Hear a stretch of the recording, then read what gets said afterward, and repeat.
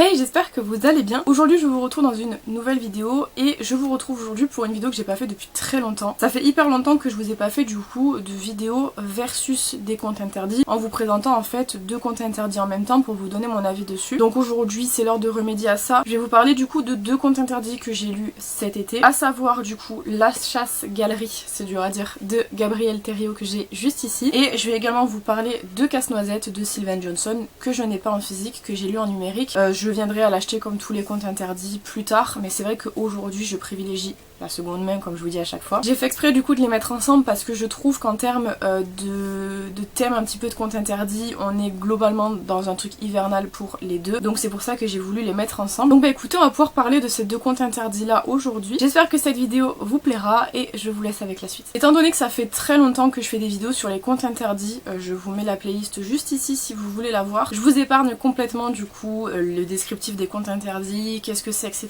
Si jamais vous savez pas, je vous invite directement à aller voir ma première vidéo, c'est sur les 3 petits cochons je crois, où justement je vous parle de qu'est-ce qu'un compte interdit. Là pour les habitués, je pense qu'on va éviter ce passage là qui est quand même à chaque fois très long et très redondant. Et on va passer directement du coup à La Chasse Galerie de Gabriel Thériault. J'espère que ça se dit comme ça, le nom de famille, à chaque fois j'ai des doutes. Mais bref, en tout cas c'est celui-ci. Moi j'ai celui aux éditions Ada, mais sachez qu'il existe également aux éditions Contredire, puisqu'il est sorti je crois celui-ci en 2021, donc il est quand même assez vieux. Mais voilà, il existe en tout cas aux éditions Contredire. À savoir que comme je vous dis à chaque fois, mais là je le répète parce que ça fait vraiment que je l'ai pas dit, mais aujourd'hui vous allez pouvoir majoritairement trouver du coup des éditions Contredire, puisque les éditions Ada ne sont pas accessibles en France. La maison d'édition française qui les édite en France, c'est Contredire. Ils sont de plus en plus disponibles d'ailleurs. J'ai vu, bon moi chez moi ça fait un moment qu'ils sont disponibles au Cultura, mais j'ai vu beaucoup de personnes parler du fait qu'ils sont maintenant disponibles à Carrefour et Leclerc je crois. Donc c'est hyper cool parce que c'est beaucoup plus accessible, sauf pour certains précisément qui ont un petit peu quelques particularités, mais sinon je trouve que c'est beaucoup plus accessible et c'est très cool. Celui-ci du coup est le 20e tome sur 40. Je mets 40 entre guillemets parce que moi je me réfère à Booknode qui me permet en fait de suivre l'ordre de sortie des comptes interdits et également en fait de voir combien il y en a qui ont été parus jusqu'à maintenant pour vous donner un petit peu un ordre d'idée. Le problème c'est que du coup j'ai été vérifier ce matin pour savoir quel était le numéro, donc il est bien 20e. Cependant je comprends pas pourquoi ils ont mis le tarot interdit en dernier, en sachant que le tarot est un jeu de tarot. Voilà, donc je comprends pas pourquoi il fait partie des livres. C'est vraiment un jeu de tarot avec des cartes, donc voilà, je ne sais pas.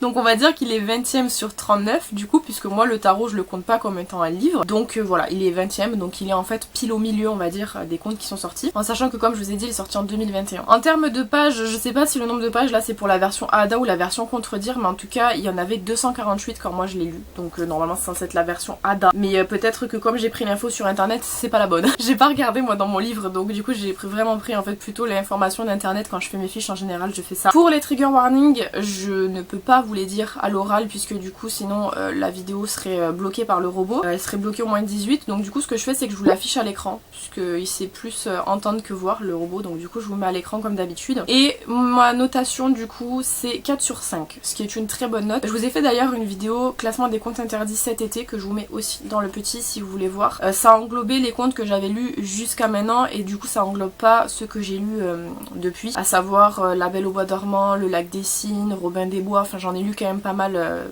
Hansel et Gretel j'en ai lu beaucoup entre temps, donc ça englobe vraiment que ceux que j'ai lus avant de faire la vidéo. Celui-ci n'étant pas du coup dans le classement, mais 4 sur 5 c'est une très bonne note en sachant que la majorité des comptes interdits que j'ai lus je crois ont 4 sur 5. Bon déjà on va parler de la couverture que je trouve très jolie. Je trouve toujours un sens moi aux couvertures une fois que j'ai lu le livre. Avant je trouve pas spécialement trop de sens. Si on la regarde en détail je pense qu'on peut quand même noter quelques petits trucs qui pourraient nous indiquer de quoi ça parle. Et c'est vrai que moi j'aime bien les re-regarder après par la suite parce que du coup je comprends de quoi ça parle et c'est hyper sympa. Les couvertures sont toujours très jolies dans les contes interdits. Elles ont en fait une patte qui fait très conte interdit, c'est-à-dire que cette couverture là, si je la voyais sans savoir que c'était un compte interdit, ça me ramènerait directement à ça parce que je trouve qu'elles ont vraiment une patte particulière et je les trouve toujours très jolies. On va passer du coup à mon avis en termes de points positifs et points négatifs, à savoir que il a moins de points négatifs que de points positifs. J'ai trouvé que globalement c'était un compte interdit qui était facile à lire parce que il n'a pas trop de passages gore, donc si jamais vous êtes un petit peu sensible et tout, il est pas trop gore, contrairement notamment à celui que je vais vous parler juste après. Et en termes de facilité de lecture, comme je vous dis, les phrases sont simples, elles sont sont concises, on comprend facilement et il n'y a pas de mots un peu hurluberlus qui sont un peu compliqués à comprendre. Là au contraire on est vraiment sur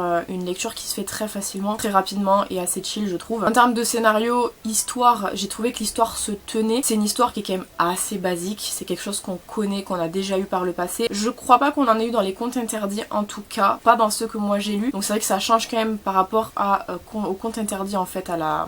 on va dire direction que prennent les contes interdits, mais je trouve que malgré le fait que le scénario soit plutôt basique, on va dire, il est quand même convaincant. L'auteur sait nous attraper au moment où il faut nous attraper et globalement, ça vient un petit peu dans mon point négatif, mais globalement je trouve quand même que l'histoire se lit assez facilement, assez rapidement. On est sur un thème que j'aime beaucoup, je vais pas vous le citer parce que ça vous spoil un petit peu du coup le livre, mais c'est vrai que par rapport à ce thème là, c'est un thème que moi j'affectionne particulièrement, donc forcément c'est un point positif pour moi qui le sera peut-être pas pour vous. Je crois d'ailleurs que la chasse-galerie de mémoire, je crois que les gens n'avaient pas trop aimé. Je sais plus exactement, il y en a un des deux là dont je vous parle que les gens n'avaient pas trop aimé. Je crois que c'était la chasse-galerie il me semble, mais moi j'ai trouvé qu'il était très bien, donc pas de souci là-dessus. Le seul point négatif que je souligne et qui est un point que je souligne dans beaucoup de livres malheureusement, c'est que je trouve qu'il y a quelques longueurs quand même. C'est vrai que des fois vous avez des passages qui sont très intenses avec beaucoup d'action, beaucoup d'activités, les personnages bougent beaucoup, il se passe énormément de choses et après à contrario vous avez vraiment des passages à blanc où on lit mais on sait pas ce qu'on lit, on sait pas pourquoi on est là, mais globalement il y a quand même heureusement plus d'action que de passages un petit peu plus longuettes, donc ce qui fait qu'en fait la lecture contrebalance bien et qu'il y a un bon équilibre en fait dans la globalité du livre. Donc voilà, celui-ci fait partie de ceux que j'aime beaucoup, que j'ai beaucoup aimé en tout cas, parce que 4 sur 5 c'est quand même une très bonne note. C'est pas mes préférés, voilà, il fait pas partie de ceux que j'aime le plus. Si vous avez vu le classement vous savez quel est celui que j'aime le plus et ça va être très compliqué à dépasser, mais en tout cas il est très bien si jamais vous cherchez une bonne lecture, un truc assez rapide parce que les chapitres sont quand même vraiment très courts. Là vous avez un chapitre qui fait une page par exemple, ils sont quand même très courts donc ça vaut quand même le coup. Et moi j'aime beaucoup les contes interdits donc c'est vrai que c'est quelque chose que j'affectionne, donc voilà je suis un petit peu plus clémente on va dire. Mais je sais quand même être assez stricte et c'est ce qui va être le cas avec celui d'après.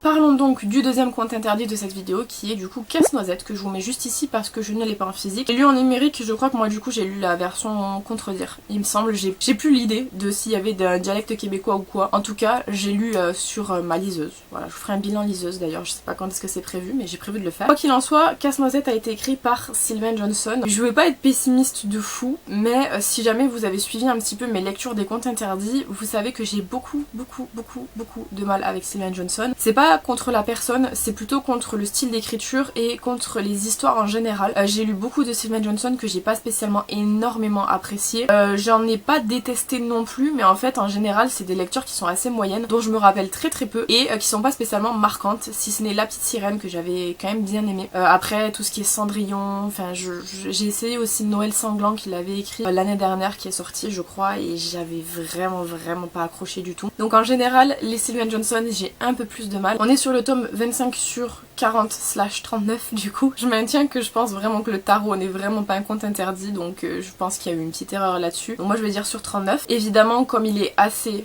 vieux, un petit peu comme celui d'avant, il est édité aux éditions Ada et aux éditions Contredire. J'ai déjà vu en boutique d'ailleurs, je l'ai jamais pris parce que moi je le veux absolument de seconde main, mais je l'ai déjà vu du coup chez Cultura. En termes de pages, on est sur du 260 pages. Je vous l'ai pas dit pour celui d'avant, mais je trouve quand même que les contes interdits sont des livres très courts. Ils sont mastoc entre guillemets si vous avez l'habitude de lire des petits livres parce qu'ils font quand même plus de 200 pages pour la majorité. Mais c'est vrai que c'est écrit très gros. Vous pouvez notamment du coup le voir comme je vous ai montré juste ici.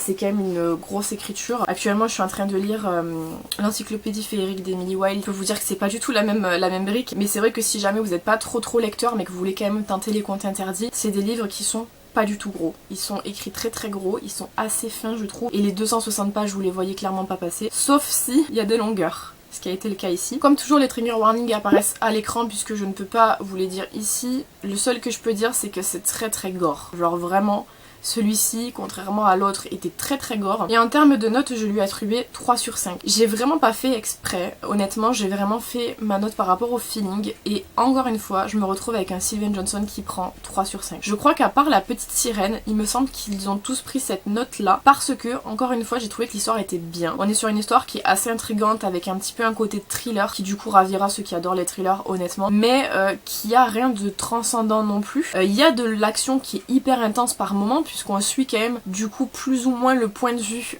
d'un tueur. Donc on a en fait toutes les actions où il va torturer les personnes qu'il a choisies. On va suivre du coup voilà ça, un petit peu sa cavale et tout, donc c'est très intense comme moment, mais c'est entrecoupé de longueurs qui sont vraiment très très longues et où on a un petit peu plus le côté enquête. Souvent dans les thrillers c'est ça le problème, c'est que quand on a un point de vue un petit peu alterné, on a les points de vue qui sont hyper intenses du côté de l'agresseur on va dire, et du côté de la police c'est un peu plus lent parce qu'il faut qu'ils fassent des recherches, parce qu'ils vont sur des pistes qui sont pas les bonnes, etc. Et c'est vrai que du coup c'est ce qui dessert je trouve moi beaucoup au thriller par rapport à mes goûts personnels, c'est que c'est voilà, c'est un petit peu trop contrasté et j'ai du mal avec ce genre d'écriture là. Malgré le fait qu'il y ait une bonne histoire de fond, j'ai adoré l'histoire de fond, genre vraiment avec justement l'histoire du personnage qui est le tueur. Son histoire est incroyable, j'ai beaucoup aimé. La fin est également très très bonne, mais malgré ça j'ai trouvé qu'il y avait quand même des longueurs et que du coup moi c'est un point négatif que j'ai noté, c'est qu'il avait un petit peu trop une empreinte de thriller et que du coup j'aime bien à petite dose. C'est vrai que les thrillers c'est pas mon genre préféré, j'en ai lu plein que j'ai beaucoup aimé, mais je trouve que dans la globalité c'est quand même assez redondant. C'est un genre qui est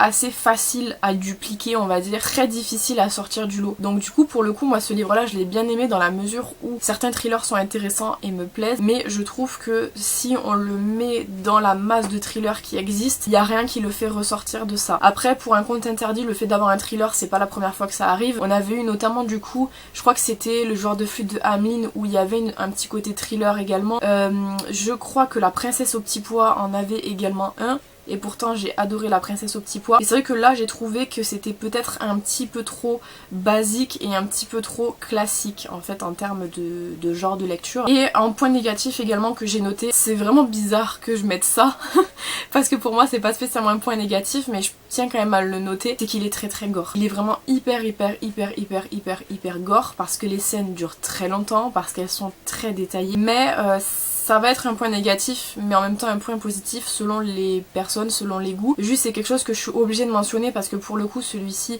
risque de vous retourner un petit peu l'estomac. J'ai pas ressenti spécialement de difficulté vis-à-vis de ça, mais c'est quand même quelque chose qui est à noter. Genre par exemple je peux pas vous dire qu'il n'est pas gore alors que juste avant je vous ai parlé de la chasse-galerie qu'il l'est pas du tout. Je peux pas me permettre de faire ça. Donc celui-ci par contre il est quand même assez chaud, donc si jamais vous êtes un peu sensible évitez-le, hein. On va plutôt partir sur le bonhomme 7 heures, il est très bien si jamais vous êtes un peu sensible, mais c'est vrai que celui-ci du coup est quand même pas mal mastoc en termes de gore, donc si vous aimez ça vous allez l'aimer, mais si vous êtes un peu plus sensible vous allez un petit peu moins aimer. Donc en globalité c'est pas un mauvais livre parce que comme je vous dis l'histoire est correcte, le livre en soi est correct, l'écriture est correcte, etc. Mais c'est vrai qu'il est un petit peu long et qu'il y a voilà, il y a un peu trop de contraste, un peu trop de thriller et tout par rapport à mes goûts personnels encore une fois. Mais c'est pas un mauvais conte interdit, j'ai quand même bien aimé le lire et j'étais contente de l'avoir lu. Il fait pas partie de ceux que j'aime le moins, voilà.